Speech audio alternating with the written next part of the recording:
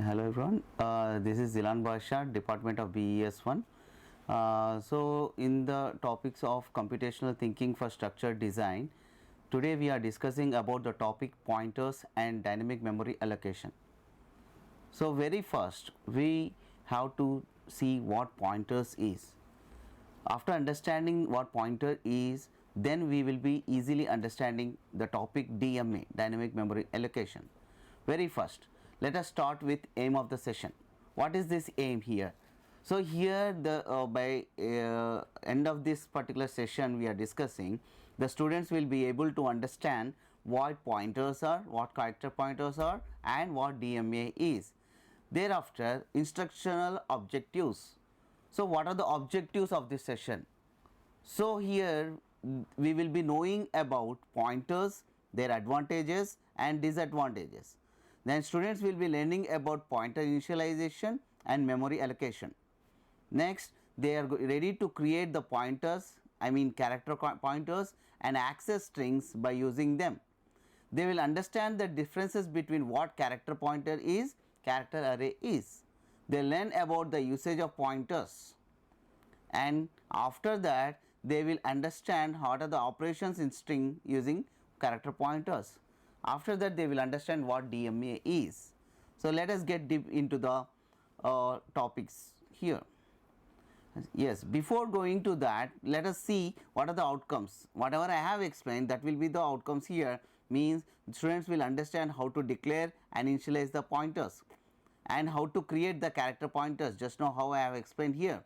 They will know the difference between the character pointers and character arrays. This is what I have explained. So the similar things are related here. So they will understand how to perform the string handling using character pointers, and they will understand dynamic memory at runtime. So what pointers is? Okay, so here we will understand a pointer is nothing but which is used to store the memory address of another variable. We all know that a particular variable, if you are declaring, for example, if I am declaring a variable like int a, so this particular memory, so here integer is going to occupy 4 bytes of memory coming to the 64-bit system. Okay, so this 4 bytes of memory will be allocated to this variable. Allocating the memory is nothing but some address will be given to that particular variable.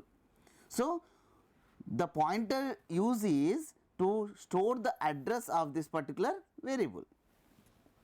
Means pointers will be having where this particular variable has been stored. Let me take out some example.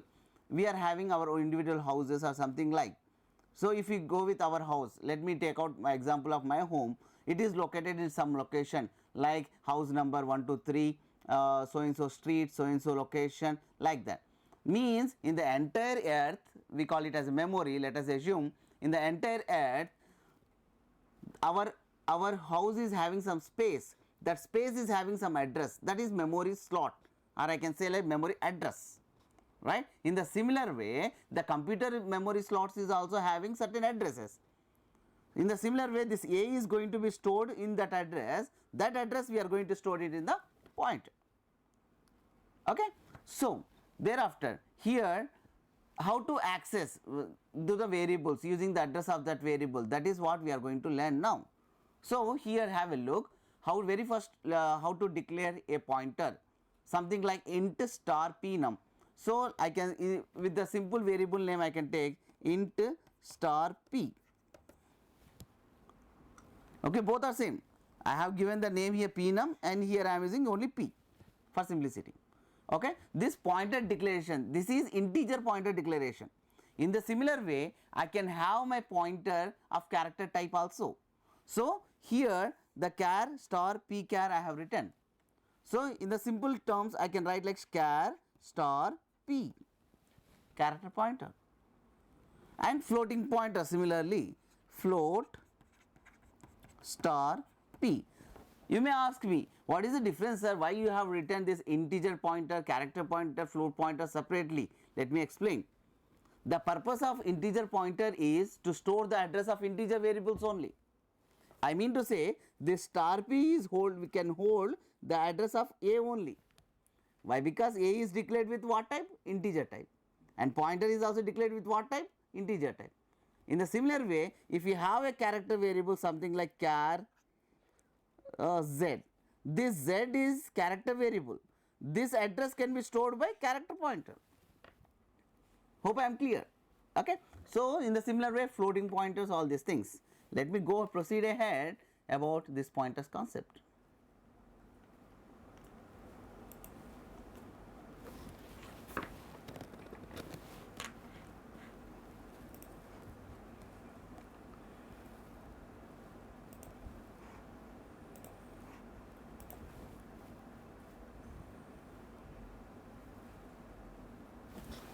Here, have a look.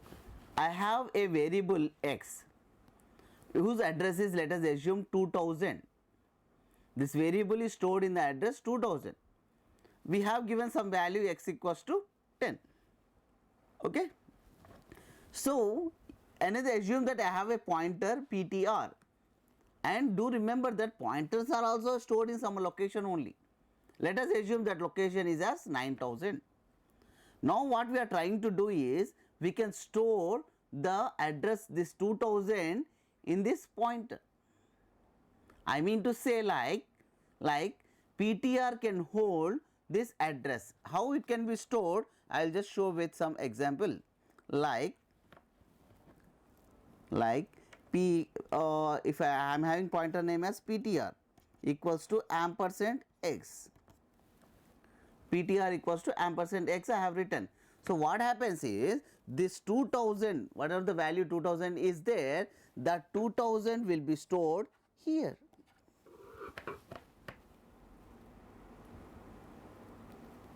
Okay. So, this is what the pointers can store the address of some variables. So, let me go ahead from here.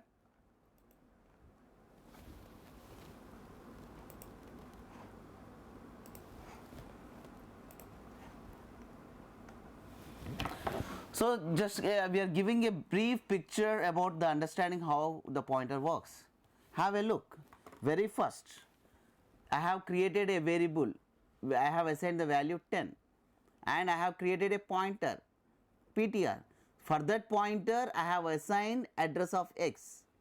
Means x value, assume it is having some address some 20,002. Okay, its value is 10. As I have given the value 10, that value is stored in this location. So, after that, after this step, pointer equal to ampersand x means address of a variable is stored in the pointer. That this address 20,002, this value is stored here. What is this value? This value is nothing but the address of x. And I told you already in the previous slide that pointer also holds its own address. So, this ptr is directly pointing to 20,002. It is nothing but this 20,002 is pointed by this pointer. And do remember, pointers are represented declared by using the asterisk symbol. This star symbol we call it as a asterisk. Okay, let us discuss about this pointers functionality with the help of some example program. I have created a variable a, created a variable b, pointer a, pointer b, and the normal variable sum I have created. Okay. So, I am giving the a value as 10, b value as 20. So, address of a, this 10 value address, I mean the variable a address is stored in the pointer a, and this variable b address I am storing in the pointer b. So, do remember here point pa is storing the address of a, no? So, here if whenever we write the pa in the form of like this star pa, obviously what it represents, that we have to know. After storing the address of variable, if we write star pa, what happens is the pointer whose address it is storing, that value will be reflecting here. I mean to say, this you are storing the address of a here. Address of a is nothing but variable a. Variable a address is stored in pointer. So, pa, that 2000 is stored. Whenever after storing the address of a to the pointer, whenever you write star pa, this 2000 address value, what is the value it is having? 10. that value will be reflecting here, similar to the pointer B. As you have stored the address of B here, means obviously this address is going to be stored in pointer B here, B, and its address is stored in the pointer B, and whenever you write star PB, it is nothing but it is reflecting or representing the value whose address is it is storing. Okay, PB is storing the address of B. PB is storing the address of B. So here B is holding the value. What is the value it is holding? 20. That 20 value will be reflecting here. It is nothing but 10 plus 20. 10 plus 20. 10 is value, 10 integer value, 20 is integer value. 10 plus 20, 30 will be stored in sum, and you are printing that sum. 30 will be printed. This is how we can discuss about the pointers with some simple example. Hope I am clear. So let me go ahead. So ampersand A is nothing but address of a variable.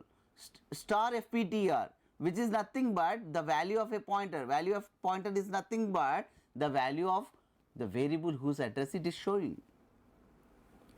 Okay. So here I am representing in the form of array. Okay. So how let me take the array pointer concept to the arrays. So assume I am having an array, okay, like this: a of 0, a of 1, a of 2, a of 3, a of 4. Okay. So array name is A. So let me discuss with some brief discussion here. Here assume I am having an array like this, int A of some size, you can write 5 or something like. Assume you have stored the values, these values I am taking 3.14 comma minus 0.465 comma 8.5 comma 4.5 comma 33.6. So A of 0 is having 3.4, A of 1 is having minus 465, and A of 2 is having 8.5, A of 3 is having 4.5, and A of 4 is having 33.6, like this, like this. Now what we have done, this is floating array. So instead of, sorry for that, I have written here int A. Instead of that, we need to write here float. Okay. So this entire array can be represented as A while storing its address. Address of A is stored in the pointer, means by default 0 index value, 0 index address will be stored in the pointer first of all, means this one. After that, if you write star of FPTR plus 1, it is representing the next. Star of FPTR plus 2, if you write, thus this place will be representing.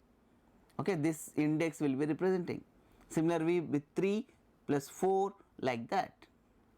Okay. So let me go ahead.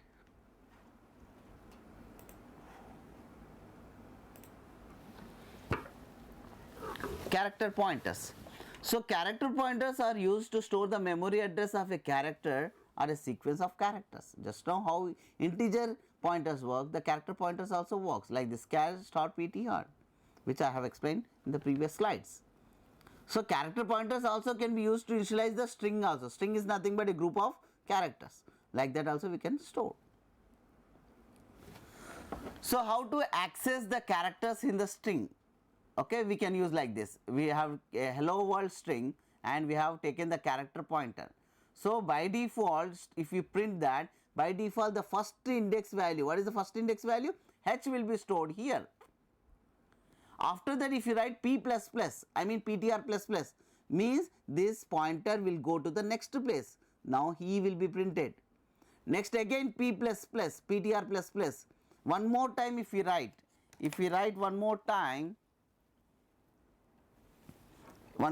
if we write here PTR plus plus, if we write, what will happen? The pointer will go to the next location, means L, means the output will be L. Again PTR plus plus, then it will go to the next L, again PTR plus plus, means you are incrementing the pointer, means the location will be shifted to the next place, the pointer location will be moving forward. Okay. Now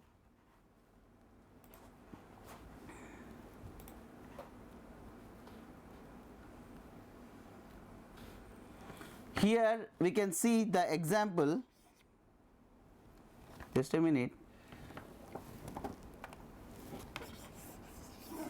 I am just erasing this, and here we can see that we are taken the example how string can be stored, char like this character array we can take and we can store the string, and here the source is nothing but the name of an array which is of character type, means character array which can store the string, and here written the source assigned to star PTR means character. It means by default the first character will be stored in this pointer. Okay. So here this entire pointer can be transferred from one array to another array, character array. So using this pointer, means I have stored source, this entire pointer will be storing like this is the source string, this entire string will be storing in the character pointer, and you are using the string copy which is used for copying from one string to the another string, and PTR is holding the string, this is source string that will be copied to the destination string, destination character array, which is nothing but array which can store the string, means the source PTR is having this is source string and the destination will be having again this is source string. Okay. Now let us go ahead.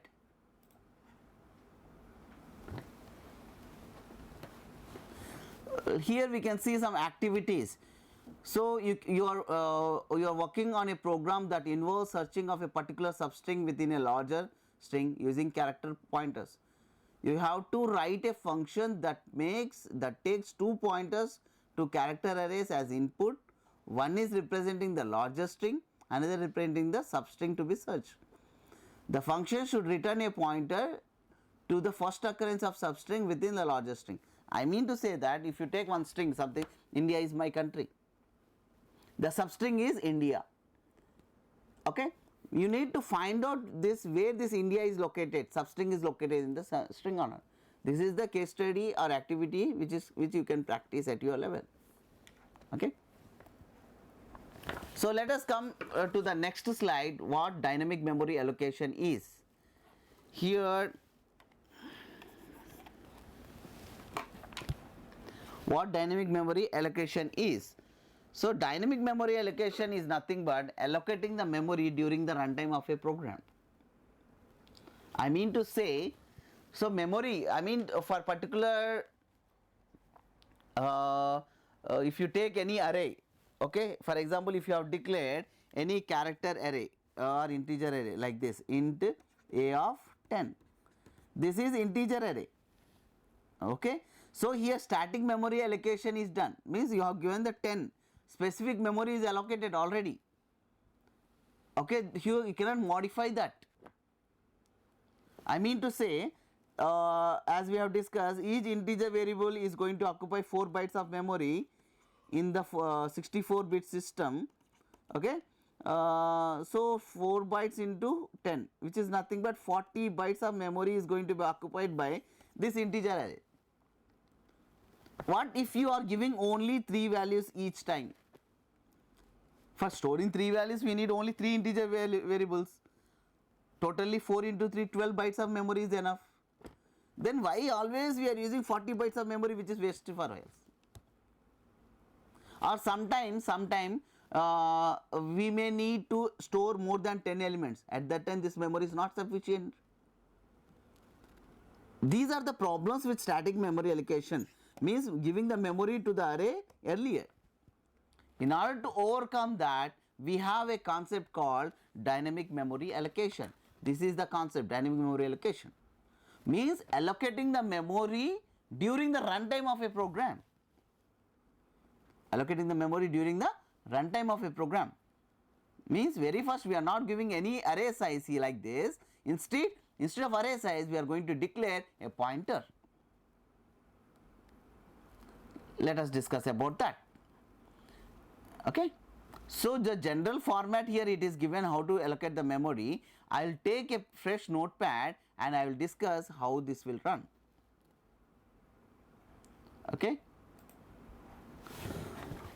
So what we are doing here is, very fast I am going to create a normal pointer star a.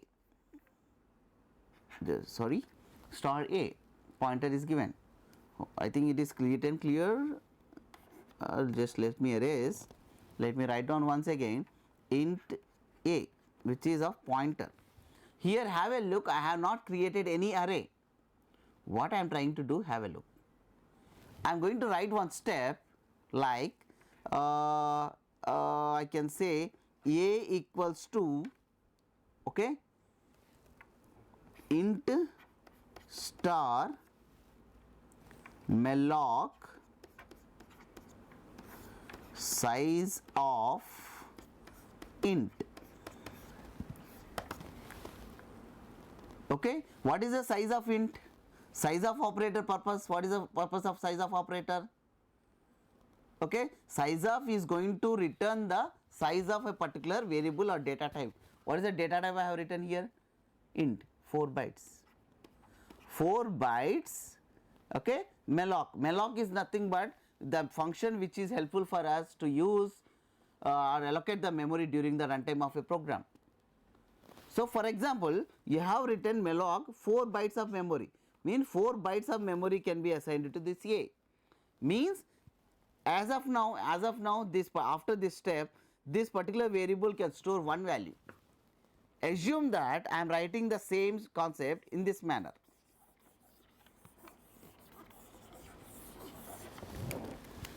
I have taken a equals to, guys, here it is not compulsory to write like this int star always.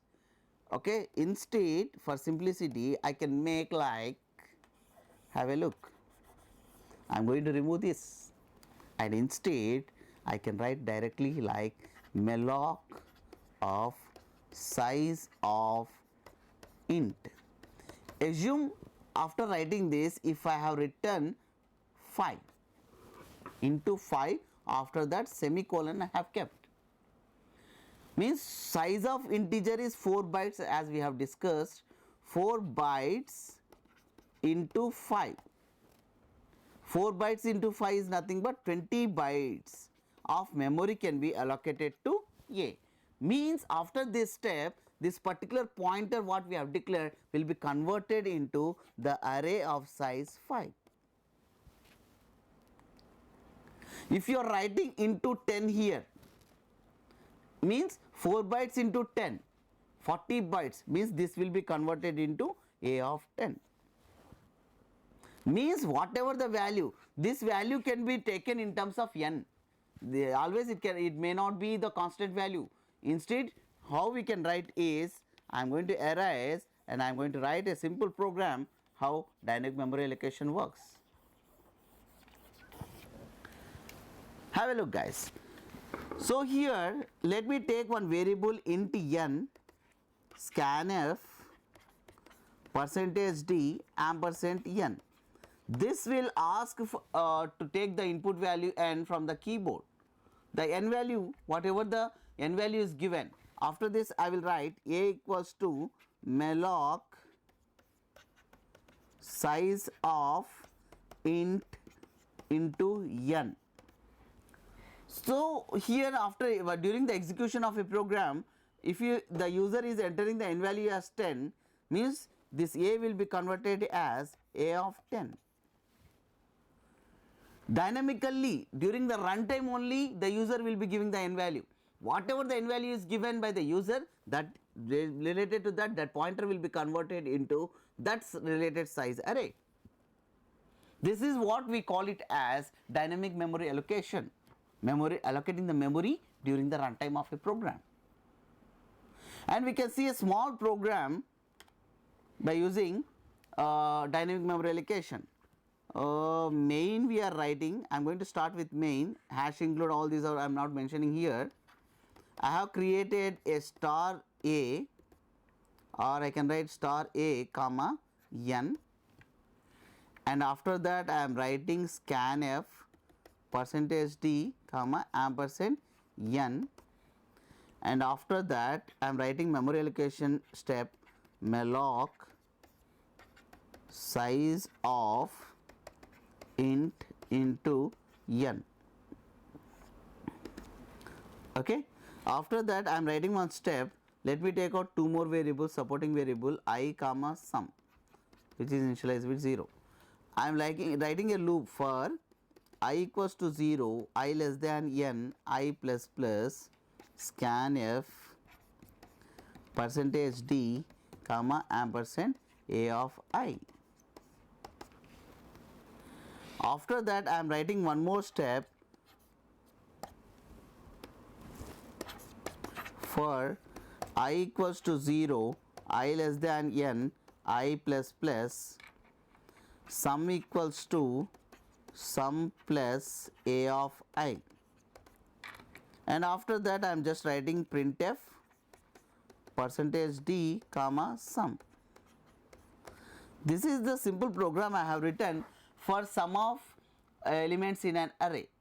I have not, you just look at the program, I have not created any array here, static memory allocation I have not done, just pointer I have taken and n value based I have allocated the memory, and after that based upon that n value I have read the elements into an array. Means after this step this pointer will be converted into an array of particular size, and you are storing the elements into an array, and after that you have written the logic for sum of elements into an array. Whatever the sum is there you are printing. Look how easy the programmer's life has become easy with the help of dynamic memory allocation. Instead of always worrying about static memory allocation, we can go with dynamic memory allocation, which helps to understand the exact how much memory can be allocated for the particular array or pointer or whatsoever, and utilize that, not to waste the memory, not to suffer with non sufficient of memory. Okay, hope it is clear. So I am stopping my discussion about dynamic memory allocation here. Thank you guys.